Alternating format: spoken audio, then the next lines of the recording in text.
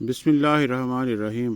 حضرت عمر بن میمون رضی اللہ تعالی عنہ بیان کرتے ہیں کہ میں حضرت ابن عباس رضی اللہ تعالی عنہ کے پاس حاضر تھا کہ 9 افراد پر مشتمل ایک وفد آیا اور حضرت ابن عباس سے الگ ہو کر کچھ باتیں کی۔ جب وہ چلے گئے تو آپ نے ارشاد فرمایا کہ یہ لوگ اس شخص کی غیبت کر رہے تھے جس کو 10 خصوصیات حاصل ہیں۔ پھر آپ نے وہ خصوصیات بیان فرمائیں۔ فرمایا کہ قلعہ خیبر کو فتح کرنے کے لیے جھنڈا دیتے وقت رسول اللہ صلی اللہ علیہ وسلم نے ارشاد فرمایا کہ میں یہ پرچم اس شخص کو دوں گا جو اللہ اور اس کے رسول سے محبت کرتا ہے، اور اللہ تعالی کبھی بھی اس کو شرمندہ نہیں فرمائے گا۔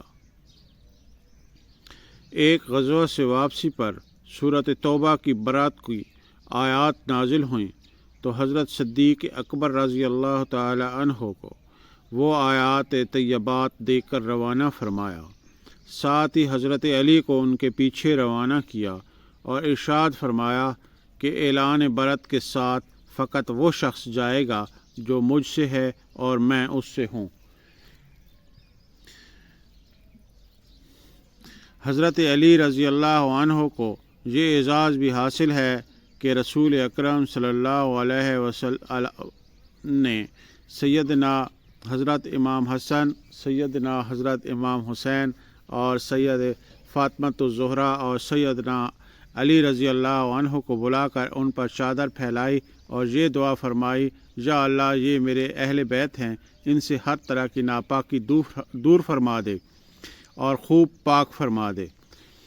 حضرت علی رضی اللہ عنہ وہ شخص ہیں جو حضرت خدیجہ رضی اللہ تعالی عنہ کے بعد اسلام لائے۔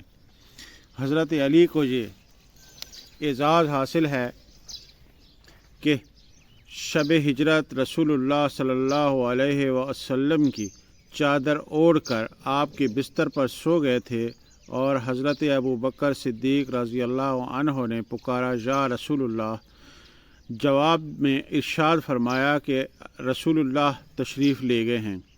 یوں ساری رات بستر رسالت پر آرام فرما رہے اور سرکار دو عالم صلی اللہ علیہ وسلم ہجرت کر کے مدینہ پاک تشریف لے گئے۔ غزوہ تبوک کی طرف روانگی کے موقع پر حضور اکرم صلی اللہ علیہ وسلم نے حضرت علی کو موسیٰ کے بھائی ہارون کی مانند اپنا بھائی قرار دیا۔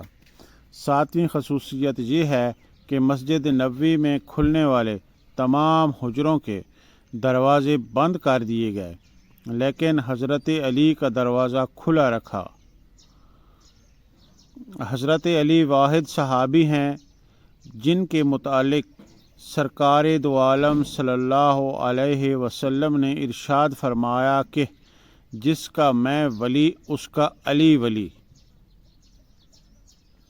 حضرت ابن عباس نے فرمایا کہ اللہ نے ہمیں قرآن میں خبر دی کہ وہ درخت تلے بیعت کرنے والوں سے راضی ہو گیا۔ فرمایا کہ حضرت علی اصحاب بدر میں سے ہیں۔